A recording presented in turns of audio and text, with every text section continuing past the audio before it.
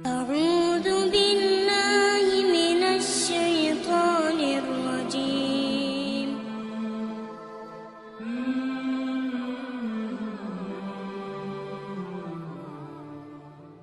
Selama saya di Indonesia, itu yang saya ambil pelajaran, kita orang Indonesia selalu harus dunia.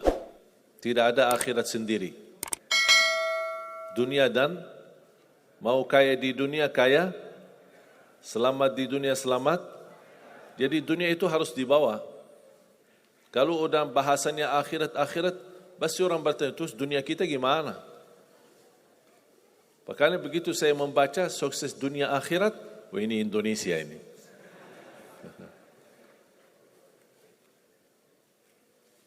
Bahkan hampir setiap ibadah kita pasti yang dikejar dunia. Saya sudah dakwah sebelum di Indonesia, di mana-mana, tapi baru pertama kali pas saya di Indonesia diminta amalan, gimana supaya dapat amalan mudah kerja, dapat amalan mudah urusan, dapat amalan lancar rezeki, dapat amalan. Jadi ujung-ujungnya semua untuk urus dunia. Makanya saya buatkan satu buku, habis saya sudah fahami dan belajari karakter orang Indonesia. Orang Indonesia dah mau yang ribet-ribet, mau yang mudah, yang enak dan masuk surga. Betul? Makanya saya buatkan satu buku, 20 amalan mudah tapi pahalanya sangat menakjubkan. Mudah diingat, mudah dihafal, mudah diamalkan, tapi pahalanya sangat luar biasa. Bapak Ibu jamaah sekalian, kalau benar-benar ingin Anda sukses dunia akhirat, harus kita percaya sepenuhnya takdir. Kuncinya di situ. Percaya sepenuhnya takdir. Takdir itu menjadi salah satu rukun iman. Rukun iman ada berapa? 6. Rukun Islam? 5. Salat berapa waktu? 5 atau 4? Yakin 5? Soalnya benar tak salat subuh?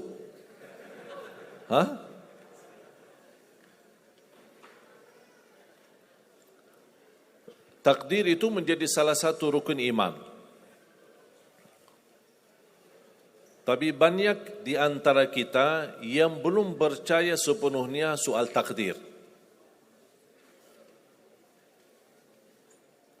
Dan kita sifat manusia, mohon maaf, suka tidak adil. Contoh, kalau Allah berikan karunia, nikmat, pertama kita lupa bersyukur. Yang kedua, kita tidak pernah berkata sama Allah, ya Allah kenapa aku dapat nikmat ini? Tapi sebaliknya, kalau kita diuji oleh Allah, kita kurang sabar, dan kita bertanya sama Allah, ya Allah kenapa saya diuji? Faham tak? Kalau kita dapat nikmat, ada enggak orang-orang yang lulus misal ujian, dia berkata, ya Allah kenapa saya lulus ujian? Tak pernah. Tapi kalau dia tidak lulus, dia bilang apa? Ya Allah kenapa saya tidak lulus? Ketika ditimpa musibah, dia selalu merasa nyesal atau merasa sakit hati, tersinggung. Berkata sama Allah, kenapa saya diuji? Padahal saya orang baik. Saya jaga salat, saya berusaha mendekat sama Allah. Tapi saya merasa bertambah berat ujiannya. Tapi sebaliknya, ketika diberikan nikmat, dia tidak pernah menyebutkan, ya Allah kenapa saya mendapatkan nikmat ini? Kayaknya si fulan lebih fantas mendapatkan nikmat. Itu tanda manusia tidak adil. Tidak bersikap adil. Makanya subhanallah, semakin anda mantap imannya terhadap takdir, semakin hidupmu jadi nikmat. Saya kasih contoh.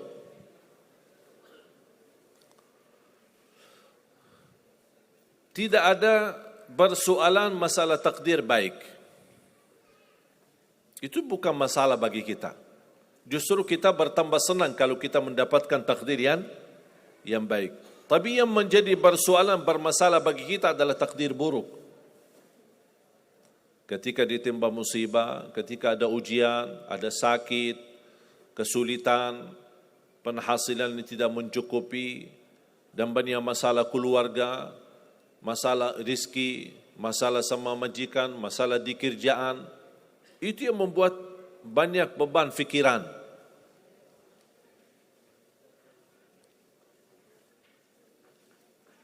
Tapi kita harus tahu, sebenarnya walaupun takdir itu ada baik, ada buruk, kenyataannya buruk, nampaknya buruk, tapi hakikatnya baik. Hakikatnya baik. Tapi kapan kita bisa tahu takdir yang buruk ini bisa menjadi baik bagi kita? Belum tentu sesaat terjadi ujian itu. Bisa jadi belakangan, bahkan bisa menjadi sekian lama baru kita tahu dan sadar. Ternyata takdir itu baik bagi kita.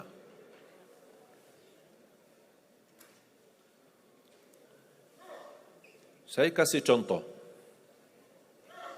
Melalui cerita. Saya buatkan satu cerita, ingin memberikan pesan kepada orang Muslim, orang beriman, betapa besar karunia Allah dan pertolongan Allah melalui takdir. Ada seorang berdoa, dan saya yakin anda semua berdoa. Setiap berkesempatan, setiap salat, setiap sujud atau tahajud, duha, pasti anda semua berdoa. Ada yang diinginkan, ada yang hajat-hajat yang belum terkabul, belum tercapai. Bertemu orang salih, bertemu ulama, bertemu habib, minta didoakan, tolong doakan, semoga lancar urusan saya, semoga dapat jodoh, semoga insya Allah dapat keturunan, semoga hasil dan rezeki yang saya dapatkan menjadi berkah dan bermanfaat bagi saya dan keluarga.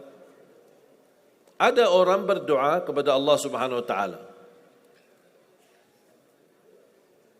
Mohon jamaah sekalian dengar cerita ini baik-baik, karena ada pesan hikmah yang kita bisa ambil.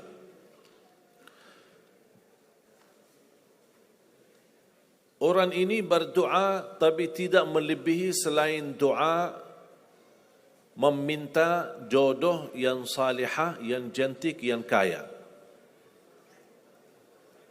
Itu aja doanya, tidak ada yang lain. Setiap salat, ya Allah, jodoh yang salihah, yang cantik, yang kaya. Tahajud, ya Allah, jodoh yang salihah, yang cantik, yang kaya. Doa pas buka puasa, itu aja doa, tidak ada yang lain. Tidak minta ampun, tidak minta rahmat, tidak minta karunia, tidak minta keselamatan. Butuh banget ini jodohnya. Dapat rezeki sedikit, dapat kemudahan berangkat haji. Selama dia berhaji, selama dia tawaf 7 kali, itu aja doanya. Ya Allah, jodoh yang salihah, yang cantik, yang kaya. Safa Marwah sa'i, ya Allah, jodoh yang salihah, yang cantik, yang kaya. Tak ada yang lain. Ketika satu malam dia sudah di tengah air, berjalan malam hari santai-santai di kampung sambil membayangkan jodohnya, menghayal bagaimana cantiknya. Pas di dalam perjalanan dikejar anjing.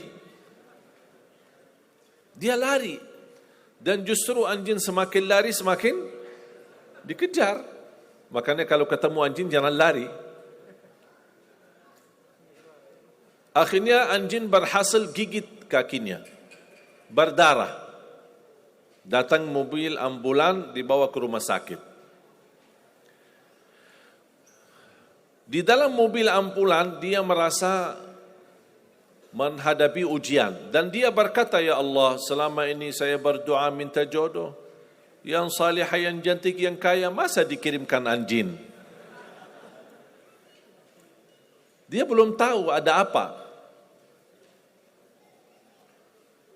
Dan ini yang sering kita lakukan, terlalu cepat respon dan berkata yang tidak baik ketika kita diuji oleh Allah. Sedangkan kita belum tahu apa yang akan terjadi sesudah itu.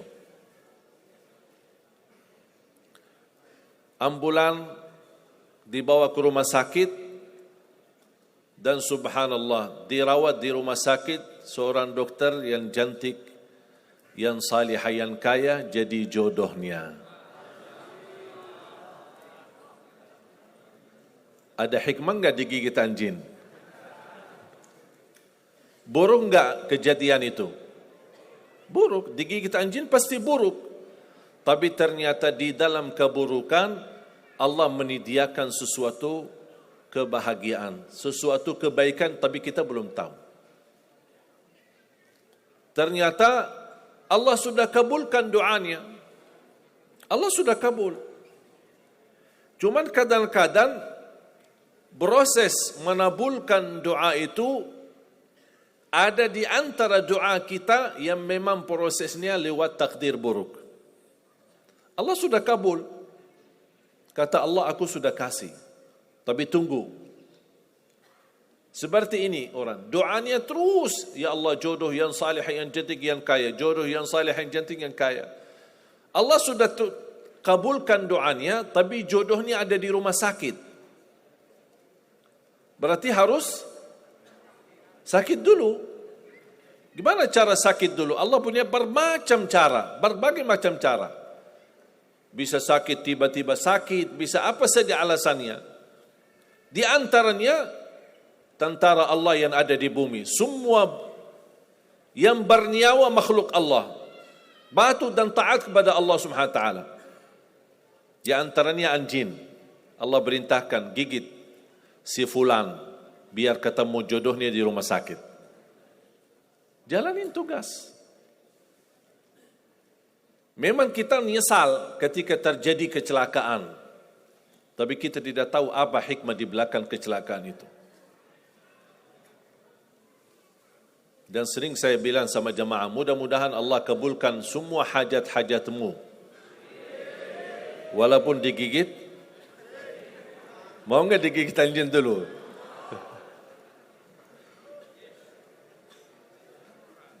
Sebenarnya kalau kita tahu rahasia takdir, apapun yang akan terjadi, kita tidak ada kekhawatiran. Karena kita tahu sesudah ujian ini pasti ada sesuatu kebaikan. Dan yakini Bapak Ibu, Allah Subhanahu wa taala Maha baik. Allah tidak senang menyusahkan hamba-Nya. Tapi kadang-kadang proses untuk menuju kebaikan ada kesulitan dan tantangan. Seperti cerita seorang bapa yang bercita-cita untuk berhaji. Saya bertemu seorang jamaah, usia sudah mungkin 80-an, 80 tahun lebih. Saya pas bertemu diceritakan ini marbot masjid, ahli masjid. Saya berdialog, bertahun-tahun Masya Allah, kerjaannya hanya lap-lap masjid, bersihkan masjid, jaga masjid. Saya berkata sama beliau, Pak, apa yang Bapak inginkan? Tahu enggak jawabannya apa? Saya ingin haji. Tapi saya orang tidak mampu. Doakan mudah-mudahan saya bisa haji. Saya bilang insya-Allah Pak, kalau soal haji, soal umrah itu tidak tergantung dengan kemampuan. Ada orang yang tidak punya uang sama sekali tapi dapat dipanggil bisa haji. Karena haji dan umrah itu hadiah dan panggilan Allah Subhanahu wa taala bagi hambanya. Bahkan justru ada orang yang banyak hartanya tapi tidak tertutup hatinya untuk ke tanah suci. Boleh kita bercita-cita, berkeinginan ke tanah suci, tapi jangan digantungkan persoalan ini masalah kemampuan. Nanti kalau saya ada uang, saya mau haji dan umrah. Belum tentu, saat sudah ada uang, belum tentu haji dan umrah. Kalau belum dipanggil oleh Allah Subhanahu wa ta'ala. Saya berkata sama beliau, Bapak kalau sudah saatnya dipanggil oleh Allah, pasti Bapak akan berhaji. Tiba-tiba saya menerima telefon dari anak beliau. Habis saya ketemu kira-kira beberapa bulan, saya terima telefon menyampaikan bapaknya kecelakaan. Kok gimana kecelakaan? Apa ceritanya? Dia bilang habis keluar dari masjid, pulang malam hari, nampaknya ada mobil, pas ayahnya lagi seberang jalan, ada mobil tidak memperhatikan, kemudian tabrak. Alhamdulillah tidak terlalu parah, cuman perlu dirawat di rumah sakit sedikit, sebentar. Saya ke sana, pergi. Rumah sakitnya di mana? Dikasih tahu alamatnya. Saya datang kunjung silaturahim. Pas beliau bertemu dengan saya, nangis dan pingin peluk saya. Dan terus saya tanya gimana? Kata beliau, ada cerita yang istimewa terjadi sama saya. Ternyata orang yang menabrak beliau, orang yang kaya.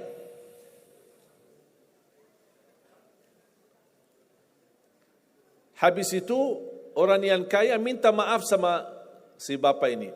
Mohon maaf Pak Haji, mohon maaf Pak Haji. Beliau tambah nangis. Orang kaya bingung, ya kenapa sih setiap mohon maaf malah nangis dia. Ditanya kenapa Pak nangis, sakit? Tidak, karena bapak dari tadi bilang Pak Haji, sedangkan saya belum haji. Tertutup hati orang yang kaya, yang dia sediakan biaya haji dan bisa berangkat.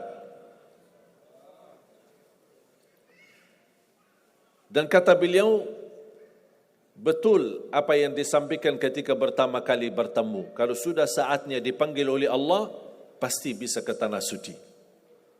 Walaupun ditabrak mobil. Berarti intinya apa? Apa yang saya ingin sampaikan, jangan ada yang merasa menolong atau merasa sakit hati atau merasa tersinggung ketika menghadapi ujian. Merasa belum terkabul keinginannya, Allah sudah kabulkan. InsyaAllah tidak ada di antara kita yang ditolak doanya. Cuman kita mohon maaf kadang-kadang buru-buru.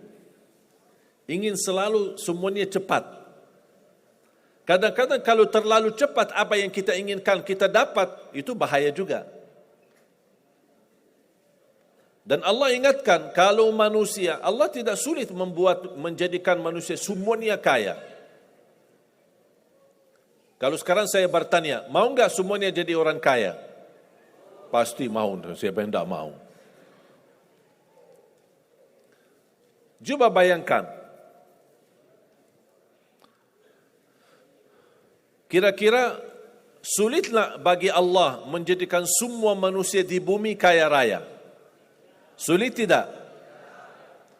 Tapi pertanyaan saya, kira-kira berjalan hidup kita enggak kalau kita semuanya kaya?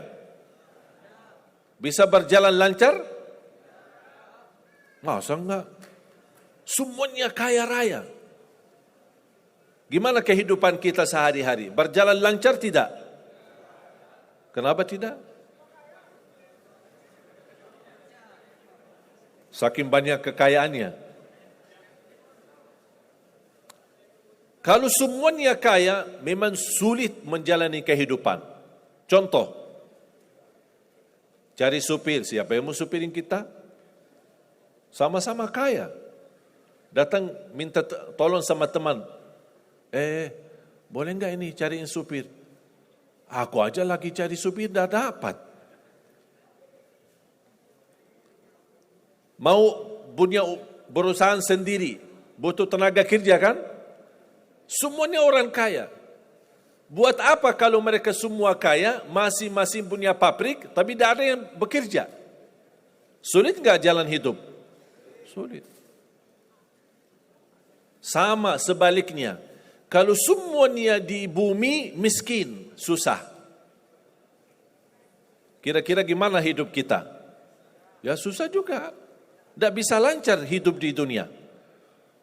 Setiap ada orang datang minta tolong, Pak, apalagi saya Pak? Saya aja susah. Tapi makanya ada hikmah. Allah menjadikan ada yang kaya, ada yang miskin. Yang kaya menutupi kebutuhan yang miskin, miskin juga menutupi kebutuhan yang kaya, saling mengisi. Supaya apa? Supaya dunia ini berjalan. Hidup kita berjalan. Tapi coba bayangkan kalau semua orang kaya tidak mau membantu orang miskin, dan semua orang miskin sombong dan mau melayani orang kaya. Gimana kehidupan kita? Susah. Makanya jemaah sekalian, kunci anda sukses dunia akhirat, percayalah takdir. Dan semua takdir itu baik, tapi kita belum tahu rahasianya.